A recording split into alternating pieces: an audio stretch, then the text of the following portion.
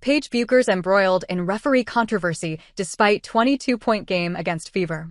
Olive oil on the outside and dynamite on the court. That's how Brian Cosgriff, Paige Bueckers' coach at Hopkins High School, remembers her, a wiry kid who didn't look the part but quickly proved otherwise. Even Azzi Fudd admitted she initially brushed Bueckers off as just another skinny girl. But it didn't take long for her, and the rest of the basketball world, to realize what UConn coach Gino Auriemma later summed up best: Bueckers was Dennis the Menace in sneakers.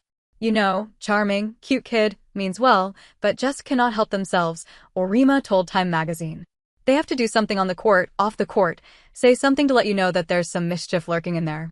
And watching her now, it's clear that the same can't-help-myself spirit has followed her into the WNBA. But her most recent outburst might be pushing her into hot water, with fans starting to question whether that fiery edge is crossing a line. Indiana's 88-78 win over the Dallas Wings marked their fourth straight victory. But Paige Bueckers kept pushing until the final buzzer. In the tense fourth quarter, as Dallas tried to close the gap, Paige Bueckers found herself eye-to-eye with Sophie Cunningham. A quick shake, a little misdirection, and suddenly Cunningham was airborne with no ball in sight. Bueckers, unfazed, slid to the side, rose up, and hit the jumper like she'd done it 100 times before. Still, while that sort of grit had fans buzzing, another moment sparked outrage. A no-call seemed to set Bueckers off.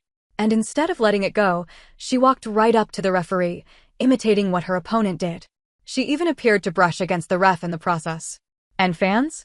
They had one simple question. Paige Bueckers sparks debate as fans call out WNBA double standards. Everyone knows that this one was far from easy for Bueckers, who scored 22 points in 34 minutes. Late in the third, while trying to keep up with Sydney Colson, she ran straight into an Aaliyah Boston screen and hit the deck, clutching her leg. She limped off on her own but was subbed out immediately. She then headed toward the tunnel, only to hop on the bike and return to the bench. By the fourth, she was back in the game like nothing had happened. But that fall wasn't the only one. Bueckers kept getting knocked around with zero calls, and for a moment, it looked like the refs might get criticized for it. Instead, as her patience wore thin, so did the fan sympathy. It didn't take long for them to turn up the heat on Bueckers, too. After she lightly chest-bumped the ref, one viewer posted, "Definitely should have been ejected. There has to be a standard." Well, she wasn't ejected and received only a warning. And for a league already under the microscope for its officiating, this moment slid right onto the ever-growing list of eyebrow-raisers. Another user chimed in, "Never in my life have I seen a player be able to contact an official and not get the hammer thrown down on them. Just crazy." And to back that up, fans were instantly reminded of Brittany Griner. Just a few weeks ago, Griner was hit with back-to-back technicals and ejected from the Dream vs. Wings matchup.